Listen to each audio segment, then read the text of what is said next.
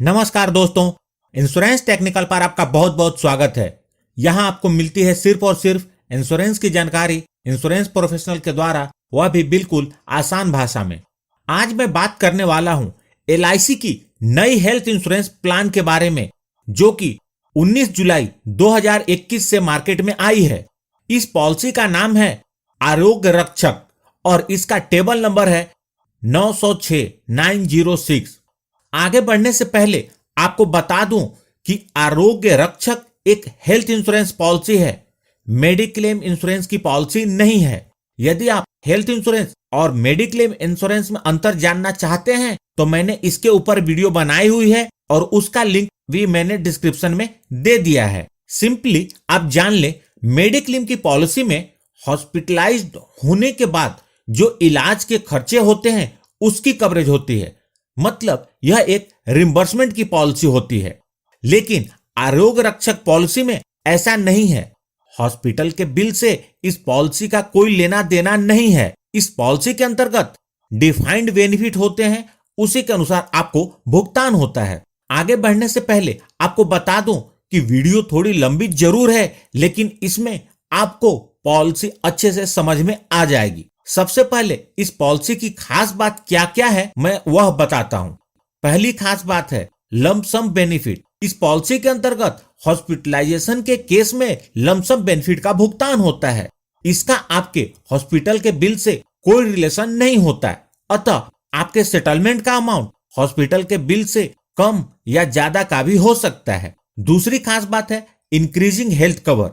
इस पॉलिसी के अंतर्गत आप जितने की कवरेज से पॉलिसी स्टार्ट करते हैं वह हर 3 साल पर 15% से बढ़ जाता है। आप क्लेम करें या ना करें इस बात से कोई फर्क नहीं पड़ता। आपने जितने कवर से पॉलिसी को स्टार्ट किया था उसके 1.5 गुना होने तक यह बढ़ता है। तीसरी खास बात है नो क्लेम बोनस। इस पॉलिसी के अंतर्गत जब जब आप लगातार 3 साल तक क्लेम नहीं करते हैं तो हर बार आपकी कवर की लिमिट 5% से बढ़ जाती है, और एक बार जो लिमिट बढ़ गई वह बढ़ी ही रहती है और क्लेम करने के बाद भी कम नहीं होती।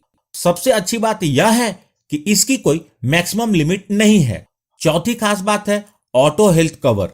इस पॉलिसी के अंतर्गत यदि पॉलिसी लेने वाले के साथ कुछ अनहोनी हो जाती है और वो अपने परिवार के बीच नहीं रहते तो फ्यूचर के 15 साल के प्रीमियम या जीवन साथी और पेरेंट की एज 17 वर्ष पूरे होने या बच्चों के केस में उनके 25 वर्ष पूरे होने, दोनों में से जो भी जल्दी होगा वहां तक का प्रीमियम माफ हो जाता है।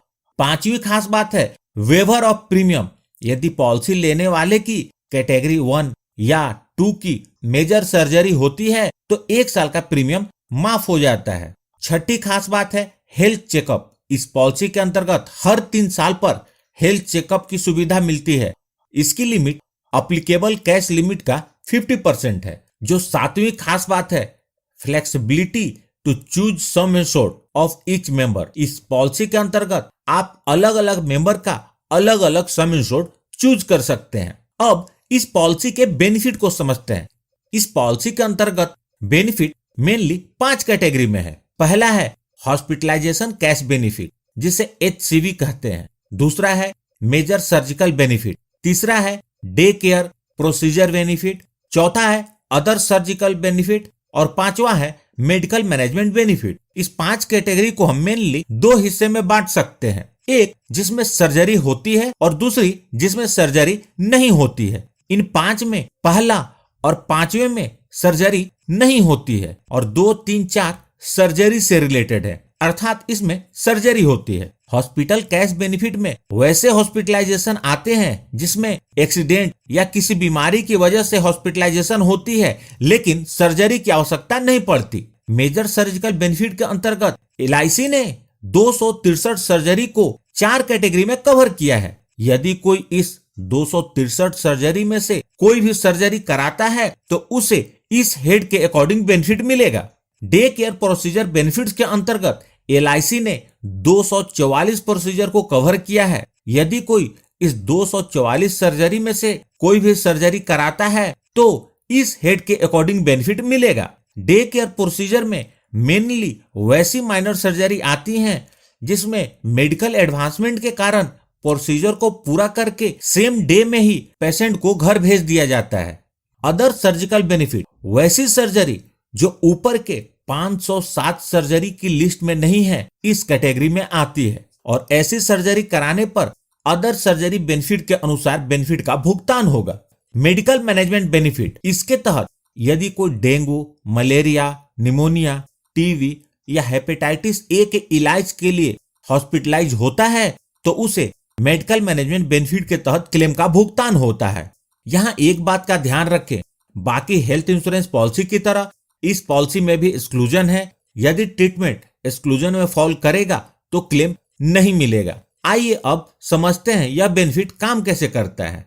हॉस्पिटलाइजेशन कैश बेनिफिट, जिसे HCB भी कहते हैं। आप जब इस पॉलिसी को लेते हैं तो हॉस्पिटलाइजेशन कैश बेनिफिट का चुनाव करना पड़ता है, जिसे हम डेली कैश बेनिफिट भी कह सकते हैं। इसकी लिमिट प्रतिदिन 2500 से लेकर 10,000 प्रतिदिन तक है। आप अपनी जरूरत और बजट के हिसाब से अपनी लिमिट का चुनाव कर सकते हैं। बाकी चारों बेनिफिट का अमाउंट इसी लिमिट से डायरेक्टली लिंक होता है।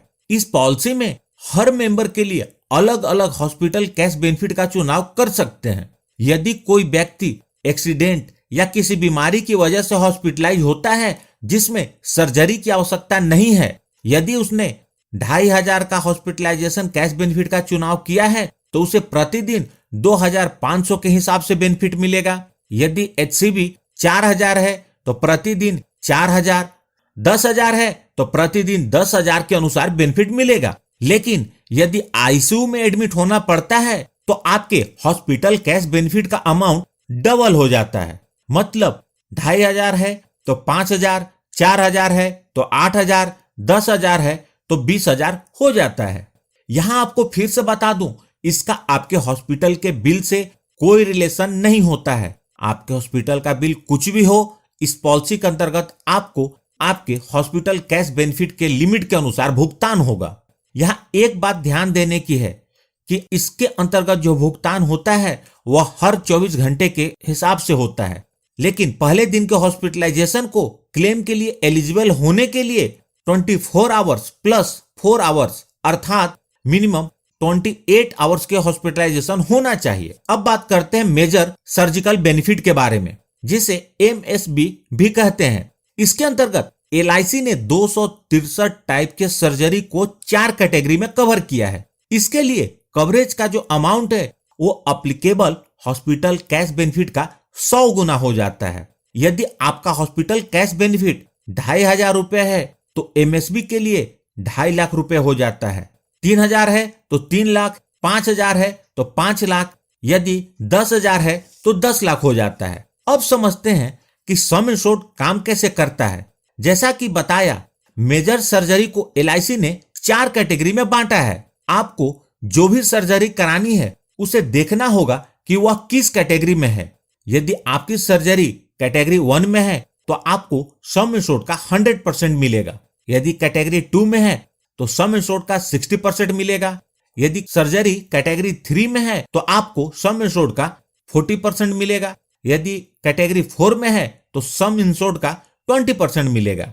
और साथ में जितने दिन हॉस्पिटलाइज रहेंगे उतने दिन हॉस्पिटलाइजेशन कैश बेनिफिट भी मिलेगा। इसे एक छोटे से एग्जांपल से समझते हैं। मिस्टर राकेश, जिनकी उम्र 40 वर्ष है, वह 3,000 के इनिशियल हॉस्पिटलाइजेशन कैश बेनिफिट की कवरेज लेते हैं तो उनके 1 साल का प्रीमियम 9,262 रुपए होगा। मिस्टर राकेश को मेजर सर्जिकल बेनिफिट के लिए 3 लाख की कवरेज मिलेगी। यदि वो कैटेगरी 1 की सर्जरी के लिए 5 दिन हॉस्पिटलाइज होते हैं, इस 5 दिन में 2 दिन वो ICU में रहते हैं और 3 दिन नॉन ICU में रहते हैं तो उन्हें 2 बेनिफिट मिलेंगे। सबसे पहले 100% ऑफ मेजर सर्जिकल बेनिफिट यानी कि 3 लाख रुपए, और साथ में नॉन ICU के लिए 3 दिन के लिए हर 3 दिन के 3,000 के हिसाब से 3 दिन का 9,000 रुपए, और साथ में ICU के 2 दिन के लिए हर दिन के 6,000 के हिसाब से 2 दिन का 12,000 रुपए, क्योंकि ICU के लिए डेली कैश लिमिट डबल हो जाती है। तो टोटल 5 दिन का डेली कैश बेनिफिट हुआ 21,000 रुपए। मतलब मिस्टर राकेश को टोटल 3,21,000 रुपए मिलेंगे। यदि सेम हॉस्पिटलाइजेशन कैटेगरी 2 के सर्जरी के लिए होगी तो उन्हें 3 लाख का 60% मतलब 1,80,000 रुपए मिलेंगे और हॉस्पिटलाइजेशन कैश बेनिफिट 21,000 टोटल 3,01,000 रुपए मिलेंगे। यदि सेम हॉस्पिटलाइजेशन कैटेगरी 3 के सर्जरी के लिए होगी तो उन्हें 3 लाख का 40% मतलब 1,20,000 रुपए मिलेंगे और हॉस्पिटलाइजेशन कैश बेनिफिट 21,000 टोटल 1,41,000 रुपए उन्हें मिलेंगे। यदि सेम हॉस्पिटलाइजेशन कैटेगरी 4 के सर्जरी के लिए होगी तो उन्हें 3 लाख का 20% अर्थात 60,000 रुपए मिलेंगे और हॉस्पिटलाइजेशन कैश बेनिफिट 21,000 टोटल 81,000 रुपए उन्हें मिलेंगे।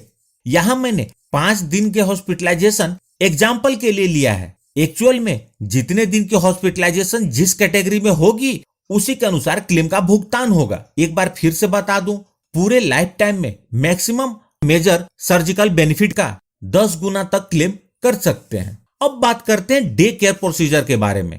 इसके अंतर्गत LIC ने 244 सर्जरी को कवर किया है और इसके लिए जो कवरेज की लिमिट है वो अप्लीकेबल डेली कैश बेनिफिट का 5 गुना होती है। जैसे कि मिस्टर राकेश का हॉस्पिटल कैश बेनिफिट 3,000 का था तो उन्हें 15,000 की कवरेज मिलेगी। जैसे जैसे आपके पॉलिसी के अंदर डेली कैश लिमिट बढ़ती है वैसे वैसे डे केयर की लिमिट भी बढ़ती जाती है। अब बात करते हैं अदर सर्जिकल बेनिफिट के बारे में जिसे OSB भी कहते हैं, अर्थात तो वैसी सर्जरी जो ना तो मेजर सर्जरी के 263 सर्जरी के लिस्ट में है और ना ही डे केयर के 244 सर्जरी की लिस्ट में है। इसके लिए कवरेज का जो अमाउंट है वो अप्लीकेबल डेली बेनिफिट का 2.5 गुना प्रतिदिन मिलता है। मतलब मिस्टर राकेश को इसके लिए 7,500 रुपए प्रतिदिन के हिसाब से मिलेगा और साथ ही साथ जितने दिन हॉस्पिटलाइज रहेंगे उतने दिन का हॉस्पिटल कैश बेनिफिट भी मिलेगा। जितने दिन नॉन ICU वार्ड में रहेंगे उन्हें प्रतिदिन 3,000 रुपए के हिसाब से मिलेगा और जितने दिन ICU वार्ड में रहेंगे उन्हें प्रतिदिन 6,000 रुपए प्रतिदिन के हिसाब से मिलेगा। अब बात करते हैं मेडिकल मैनेजमेंट बेनिफिट के बारे में जिसे MMB भी कहते हैं। इसके तहत यदि कोई डेंगू, मलेरिया, निमोनिया, टीबी या हेपेटाइटिस A के इलाज के लिए हॉस्पिटलाइज होता है तो उसके लिए कवरेज का जो अमाउंट है वो अप्लीकेबल हॉस्पिटल कैश बेनिफिट का 2.5 गुना प्रतिदिन मिलता है। मतलब मिस्टर राकेश को इसके लिए 7,500 रुपए प्रतिदिन के हिसाब से मिलेगा और साथ ही साथ जितने दिन हॉस्पिटलाइज रहेंगे उतने दिन का हॉस्पिटल कैश बेनिफिट भी मिलेगा। जितने दिन नॉन ICU वार्ड में रहेंगे उतने दिन 3,000 रुपए प्रतिदिन के हिसाब से मिलेगा और जितने दिन ICU वार्ड में रहेंगे उतने दिन 6,000 रुपए प्रतिदिन के हिसाब से मिलेगा। इस पॉलिसी के अंतर्गत एक्सटेंडेड हॉस्पिटलाइजेशन बेनिफिट उपलब्ध है जिसके तहत यदि किसी व्यक्ति को किसी बीमारी के इलाज के लिए 30 दिन या उससे ज्यादा दिन तक लगातार हॉस्पिटलाइज रहना पड़ता है तो उसे अप्लीकेबल हॉस्पिटल कैश बेनिफिट के 10 गुना का एक्स्ट्रा भुगतान होता है। मतलब अभी जो मैंने अलग अलग टाइप के हॉस्पिटलाइजेशन के बारे में बताया उसमें जो बेनिफिट मिलता है वो तो मिलेगा ही, साथ में उस बेनिफिट के अतिरिक्त इसका भुगतान होता है। मतलब यदि मिस्टर राकेश को 30 दिन से ज्यादा भर्ती होना पड़ता है तो उन्हें अतिरिक्त 30,000 रुपए का भुगतान होगा। अब बात करते हैं इस पॉलिसी को कौन कौन से लोग ले सकते हैं और किन किन लोगों को कवर कर सकते हैं। जो इस पॉलिसी को लेते हैं उन्हें प्रिंसिपल इंश्योर्ड कहते हैं और यह प्रिंसिपल इंश्योर्ड इस पॉलिसी के अंतर्गत अपने जीवन साथी को, माता पिता को और अपने बच्चों को कवर कर सकते हैं। पॉलिसी लेते समय जो मेंबर इस पॉलिसी में कवर हो सकते हैं उसी समय उनको कवर करना होगा, आप उन्हें बाद में कवर नहीं कर सकते।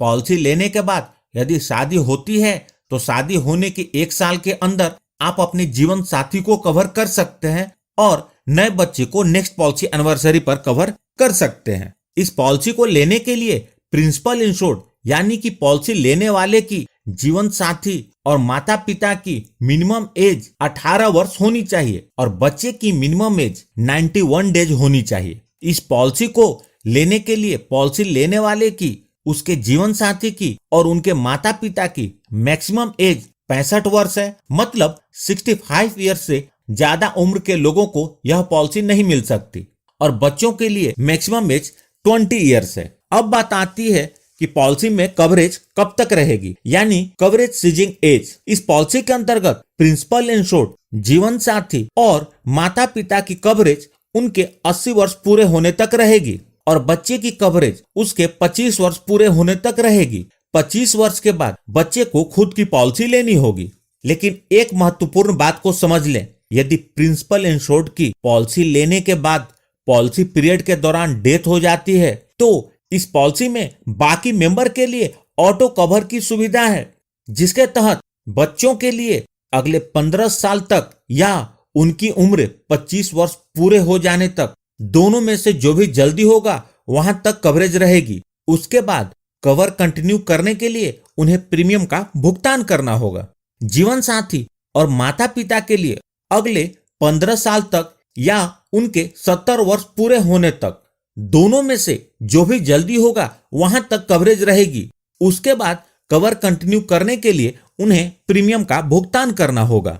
वेटिंग पीरियड, बाकी हेल्थ इंश्योरेंस पॉलिसी की तरह इस पॉलिसी में भी वेटिंग पीरियड है। इस पॉलिसी के अंतर्गत एक्सीडेंटल केस के लिए कोई वेटिंग पीरियड नहीं है।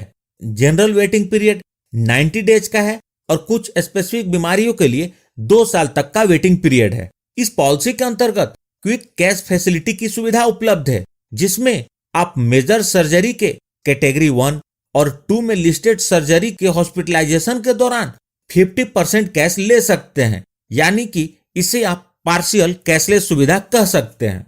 अब आप यह समझ लें कि हॉस्पिटलाइजेशन कैश बेनिफिट और एनसीवी काम कैसे करता है। मान लेते हैं आपने 3000 प्रतिदिन के हॉस्पिटलाइजेशन कैश बेनिफिट की पॉलिसी ली, तो अगले 3 साल तक आपकी लिमिट 3000 रहेगी और चौथे वर्ष के लिए यह ऑटो सेटअप के तहत 15% से अर्थात 450 रुपए से बढ़ जाएगी।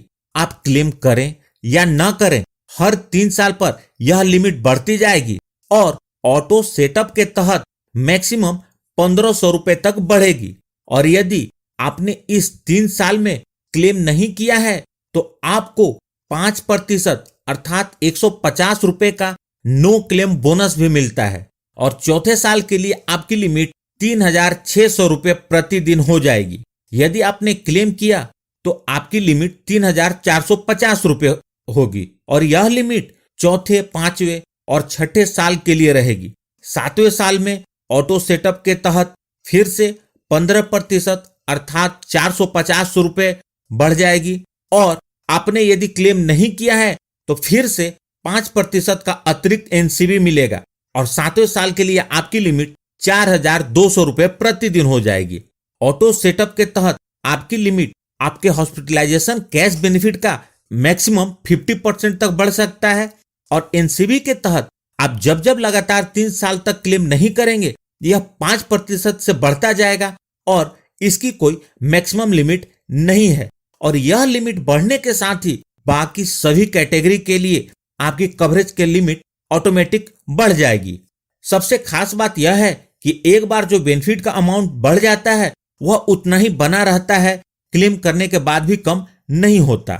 राइडर, इस पॉलिसी के अंतर्गत 2 राइडर उपलब्ध हैं। पहला है LIC new term assurance rider और दूसरा एक्सीडेंट बेनिफिट राइडर। मैंने इन दोनों राइडर्स के ऊपर वीडियो बनाई हुई है, आप उसे देख सकते हैं। ग्रेस पीरियड, इस पॉलिसी के अंतर्गत 30 दिन का ग्रेस पीरियड उपलब्ध है। प्रीमियम पेमेंट मोड, इस पॉलिसी के अंतर्गत ईयरली और हाफ ईयरली के रूप में 2 प्रीमियम पेमेंट मोड उपलब्ध हैं। साथ में कुछ अन्य महत्वपूर्ण तथ्यों को जान लें। मेजर सर्जिकल बेनिफिट के केस में एम्बुलेंस कॉस्ट की कवरेज है और इसकी लिमिट 1000 रुपए है। इस पॉलिसी के अंतर्गत हेल्थ चेकअप बेनिफिट की भी सुविधा उपलब्ध है, जिसके तहत हर 3 साल पर एप्लीकेबल डेली बेनिफिट का आधा पैसा मिलता है। यदि आपके पास कोई सवाल है तो उसे कमेंट बॉक्स में लिखें। यदि काफी कॉमन क्वेश्चन हुआ तो मैं उसका जवाब नेक्स्ट वीडियो में दूंगा। प्लीज इस वीडियो को लाइक करके मुझे प्रोत्साहित जरूर करें और यदि आपने इस चैनल को अभी तक सब्सक्राइब नहीं किया है तो कर लें और जुड़ जाए हमारे साथ इंश्योरेंस प्रोफेशनल से इंश्योरेंस की जानकारी के लिए। और अंत में अपना कीमती समय निकालकर इस वीडियो को देखने के लिए आपका बहुत बहुत धन्यवाद।